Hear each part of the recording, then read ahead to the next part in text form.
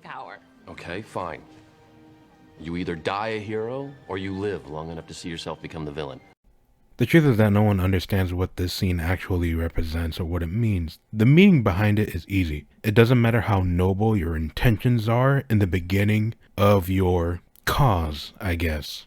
It doesn't matter how noble, how innocent, or how humble you start. The truth is that the longer you do something, the harder it is to stay innocent, stay humble, and stay noble. And here's the unfortunate part about history. Almost every organization out there has innocent beginnings and innocent philosophies. However, over time, they eventually lose those old philosophies. And the Completionist is unfortunately one of those guys where his intentions, although good, unfortunately led him to becoming the villain. So, what was his beginnings? Easy. His mom dies, and so he creates a charity organization in honor of her. What happened? Well, he eventually just stockpiles a shitload of money in the span of 8 to 10-ish years. And then what was the breaking point? Easy. Two guys who started realizing that he wasn't actually funding any of this charity money, stockpiling in some bank account, called him out on his bullshit. Well, what else happened? He does absolutely nothing until it becomes public. So, what's gonna happen? Truthfully, I don't know. But as we understand from the videos I've been watching, it looks like the Completionist said that he was going to plan on suing them. However, after all the information that's come out, I really don't think he's going to win this war. But here's the truth. It doesn't actually matter what the fuck I think. What matters is what the law and the government has to say about it. And Mutahar in his video eventually said the truth. It's starting to look like charity fraud. And after they've donated $600,000, I am more inclined to believe that they could pass any audit from the DOJ or the IRS. But that doesn't exclude any of the charity fraud allegations whatsoever. And what I mean by that is the misleading statements that Gerard made throughout the course of Indieland and on various podcasts. He briefly touches upon it during this entire response video. And he uses careful words like potentially misleading, or I'm sorry you guys felt misled. During several recent Indieland events, press interviews, and podcasts, I went on record saying where the money was going to and that the Open Hand Foundation had worked with various organizations. At different points, the foundation had been in communication with or considered several of them, but it was not appropriate for me to make such statements when final actions had not yet been taken. Sorry. I'm disappointed that I was not more straightforward regarding the foundation's timeline for making donations, and that I made statements potentially implying donations were made when they had not yet been.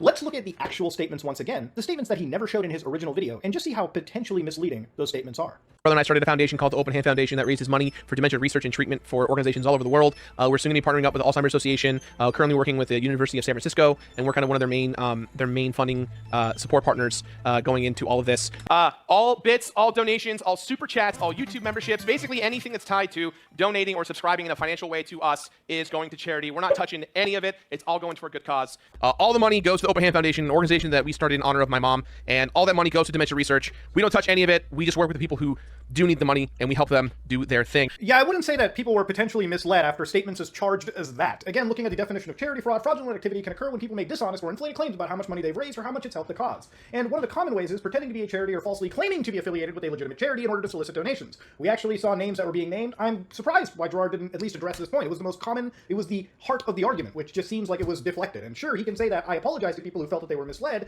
No, I don't think you can say that these are potentially misleading. Talking about, yeah, we work with so-and-so organization. Yeah, we're so-and-so's funding partner. These were potentially implying that donations had been made when they had not yet been. That is fucking legally speak, and that is you literally trying to downplay actual misleading claims, which is where we looked into charity fraud as a definition. Again, I want to reiterate, charity fraud, according to the legal match definition that I have over here, says that when someone takes advantage of a charitable or nonprofit organization for their own personal gain. Fraud is defined as intentional deception or misrepresentation made for personal gain. Defrauding a charity can be anything from falsely claiming to be a victim of a disaster in order to get money from a charity, or stealing donations from the collection bin. Fraudulent activity can also occur when the people make dishonest or inflated claims about how much money they've raised or how much it helps the cause. Some of the most common ways to commit charity fraud include pretending to be a charity or falsely claiming to be affiliated with a legitimate charity in order to solicit donations, making false representations about the cause or the amount of money that will be donated to the cause. So again, if he was blatantly honest during Indieland about, yeah, we're not actually donating the money this fucking year to AFTD and a lot of these organizations, we're just kind of stockpiling this money up so we can make a big restricted donation later, there would be no fucking story, okay? The whole story exists because people were misled into believing that their money was going year over year to charity when it was really just fucking sitting in an account. That's the real story right there. That's where the money was handled poorly. That's what is the proof that Gerard is not only deceptive in this situation, but he's also a poor steward of the fucking donation money, right? That's literally the actual crux of the argument. So him making this claim is not actually slander if you look at the technical definition of what charity fraud is. And it also doesn't matter what words you throw at it. Negligence, incompetence, stupidity. It all unfortunately leads to mismanagement.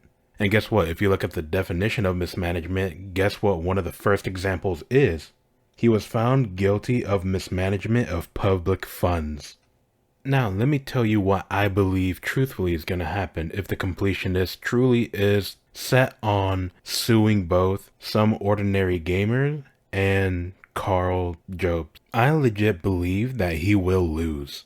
I'm all for someone trying to defend themselves, but if you're going to call people out and threaten to sue them, they will retaliate if they feel like all of this could have been avoided.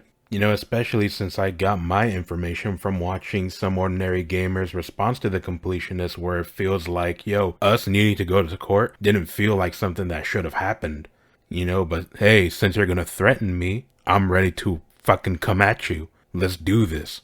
You know, especially with you trying to threaten me with a very serious allegation of me trying to defamate your name. Bitch, I ain't Amber Heard. You know, at a certain point, I did feel bad for the completionist, but after watching Some Ordinary Gamer's video, the truth is that, yo, he was 100% right. This idea of there's a lot of actions that you did that doesn't make sense. And especially when we called you out on your bullshit, apparently last year in 2022, apparently you said, oh, you were going to do something about it. And yet you had to wait one more year to fucking finally do something about it. And it was only when we finally called you out in public for your bullshit. Especially when you apparently told him in that private call in 2022 whether or not like, oh yeah, I was 100% going to do something about it. And then now, because of your actions, it felt as if you just said that to get a monkey off your back. I think what makes it even worse was that I think Carl Jobs released a little snippet of the completionist kind of begging him not to go to court. And the truth is that at a certain point, I don't feel bad for you anymore, dude. One thing that you could have done was that you could have chosen to eat shit and crawl through it for like a few years. The truth is that shit, eventually it'll wash off. But you decided, nah, I'm gonna go to war with these fuckers. And I respect it. Now the question is, how is this gonna end? Well, unfortunately, it's gonna end in private between the completionist, Mudahar, and Carl. It's all based around those three and whether or not they're actually gonna go to court. And the only thing that we can do as bystanders is just sit and wait.